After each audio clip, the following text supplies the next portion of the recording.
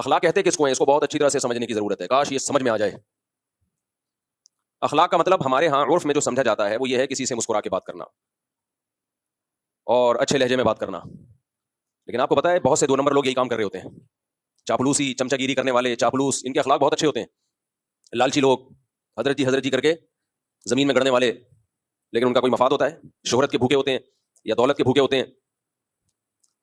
ایسے میٹھے لہجے میں بات کریں گے۔ قرآن نے منافقوں کی علامت بتائی ہے، وَإِن يَقُولُوا تَسْمَعْ لِقَوْلِهِمْ، کہ جب یہ بات کریں گے تو اے نبی ان کے لہجے میں اتنی چاشنی، اتنی مٹھاس ہوتی ہے کہ آپ ان کی بات سنیں گے غور سے، یعنی پیغمبر صلی اللہ علیہ وسلم بھی سنیں گے ان کی بات کہ بھئی کیا شاندار بات کر رہے ہیں، ایسی بلاغت اور ایسی چاشنی اور لب و لہجے میں ایسی نرمی۔ وَإِذَا رَأَيْتَهُمْ تُعْجِبُكَ أَجْسَامُهُمْ، ان کے جو کھڑے ہونے کا اسٹائل ہے، بات چیت کا اسٹائل ہے، وہ انداز پسند آئے گا آپ کو، ایسے پرسنالٹی، سفید پگڑی، چہرے پہ نور، لگ رہا ہے کہ کوئی حج حضرت جی نے چھوڑا نہیں ہے۔ تو یہ بھی ایک اخلاق، تو خوب اچھی طرح سمجھ لیں، اخلاق کا مطلب صرف یہ نہیں ہوتا کہ لوگوں سے مسکرا کے بات کی جائے، یہ بھی اخلاق کا ایک مظہر ہے، با اخلاق لوگوں کی ایک ظاہری علامت ہے۔ لیکن اخلاق اس کو نہیں کہتے۔ اخلاق کسے کہتے ہیں؟ عربی میں یہ جو اخلاق کا لفظ ہے یہ جمع ہے خلق کی۔ کس کی جمع ہے یہ؟ خلق۔ خلق کہتے ہیں طبیعت کو، نیچر کو، جس پہ انسان کو ڈھالا جائے۔ اب گاڑی زبان استعمال کر رہا ہوں، تھوڑی آسانی سے سمجھاؤں گا۔ دیکھو جس سانچے میں کسی چیز کو ڈالا جائے، لکوڈ چیز کو، وہ اسی سانچے کے حساب سے ڈھل جاتی ہے۔ کیا خیال ہے؟ ادھر توجہ، توجہ کدھر؟ میری طرف۔ آپ اگر پانی جو لکوڈ ہی ہوتا ہے آپ اس کو جگ میں ڈالو اور جما دو تو وہ جگ بن کے نکل آئے گا۔ کیا خیال ہے؟ آئس کیوب میں ہم برف ڈالتے ہیں، برف کے ٹکڑے اسی سائز کے بن جاتے ہیں جس سائز کے وہ آئس کیوب کے خانے ہیں۔ تو جس سانچے میں آپ لکوڈ چیز کو ڈالو گے، جس سانچے میں ڈھالو گے، وہ وہی چیز بن کے نکلے گی۔ تو انسانوں کے بھی سانچے ہوتے ہیں، جسمانی سانچے بھی ہوتے ہیں اور روحانی سانچے بھی ہوتے ہیں۔ جسمانی سانچہ کیا ہے؟ وہ ڈی این اے ہے جو اللہ نے پانی میں بنا دیا۔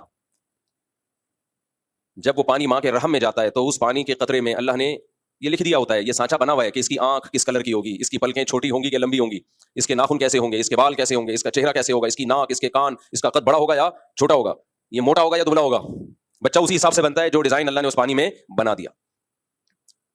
کسی کی ڈیزائننگ میں یہ ہوتا ہے بلیک کلر کا ہوگا، اتنا بلیک ہوگا اندھیرے میں نظر ہی نہیں آئے گا۔ کسی کی ڈیزائننگ میں یہ ڈال دیا ہوتا ہے انتہائی وائٹ، ایسا وائٹ ہوگا کہ روشنی میں نظر نہیں آئے گا۔ تو یہ ایک ظاہری سانچہ ہے جس میں اللہ انسان کو ڈھال دیتے ہیں۔ اس کو بھی خلق کہا جائے گا، تخلیق، خلق، پیدا کرنے کو کہتے ہیں نا۔ اردو میں یہ لفظ سنا ہوگا بھائی، اردو میں خالق کسے کہتے ہیں؟ پیدا کرنے والا۔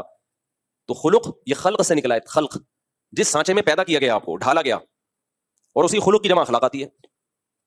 تو ایک جسمانی سانچہ ہوتا ہے، آپ کا ایک ظاہری اسٹرکچر ہوتا ہے، اور ایک آپ کا ایک باطنی اسٹرکچر ہوتا ہے۔ یہ جو باطنی اسٹرکچر ہے نا، کہ آپ کی عادات کیا ہوں گی، آپ کی طبیعت کیا ہوگی، لالچی ہوگے یا سخی ہوگے، بہادر ہوگے یا بزدل ہوگے، بے وفا ہوگے یا وفادار، مطلب پرست ہوگے یا شکر گزار ہوگے، شہرت کے بھوکے ہوگے، دولت کے بھوکے ہوگے یا استغنا کے ساتھ زندگی گزارو گے، فسادی ہوگے یا مصلح ہوگے۔ کچھ لوگ اصلاح کرتے ہیں لیکن مقصد اصلاح نہیں ہوتا، فساد ڈالنا ہوتا ہے۔ تو یہ ساری چیزیں یہ انسان کے باطنی اخلاق ہیں، ناشکرا، شکر گزار۔ تو یہ جو باطنی اخلاق ہیں، ان پہ جس طبیعت پہ انسان ڈھلتا ہے نا، ہر انسان کی ایک الگ نیچر ہوتی ہے، اس ڈھلی ہوئی طبیعت کو کیا کہا جاتا ہے؟ اخلاق۔ سمجھ رہے ہو کہ نہیں سمجھ رہے؟ اس ڈھلی ہوئی طبیعت کو کیا کہا جاتا ہے؟ اخلاق، خلق کی جمع۔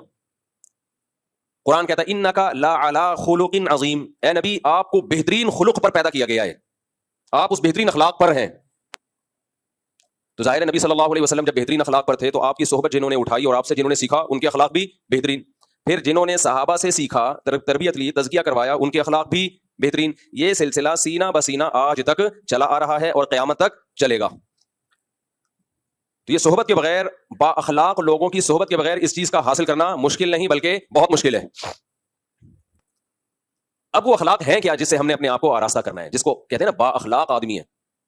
ہم تو با اخلاق کا مطلب وہی لیتے ہیں، ہر وقت بتی سیدھی کھاتا رہے، مسکراتا رہے، غصہ ہی نہ آئے کبھی کسی بات پہ، اس کو تھینک یو کہتا رہے، ہر ایک سے جھک کے ملتا رہے، ٹھیک ہے یہ بھی اچھی بات ہے، لیکن شریعت میں اخلاق کا یہ تصور بولو نہیں۔ بعض دفعہ غصہ کرنا اخلاق کا تقاضا ہے، سخت لہجے سے بات کرنا آپ کے با اخلاق ہونے کی علامت ہے، جھک کے نہ ملنا آپ کے با اخلاق ہونے کی علامت۔ چاپلوسی کرنے والے جھک کے مل رہے ہوتے ہیں۔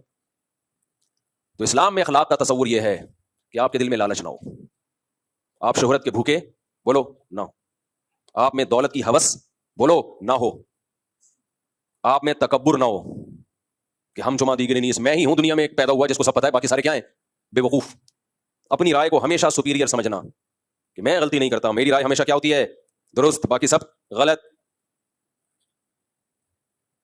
ناشکری، جنہوں نے کھلایا پلایا احسانات کیے، ان کی چھوٹی چھوٹی باتوں کو رائی کا پہاڑ بنا دینا. کسی شخصیت کے بڑے ہونے یا چھوٹے ہونے کا لحاظ کیے بغیر ہر ایک سے ایک جیسا معاملہ رکھنا، یہ بھی بد اخلاق آدمی کی علامت ہوتی ہے. کون خاندان کا بڑا ہے، کون آپ کا محسن ہے، نا بھائی سب کو ایک لاٹھی سے ہانکا جائے.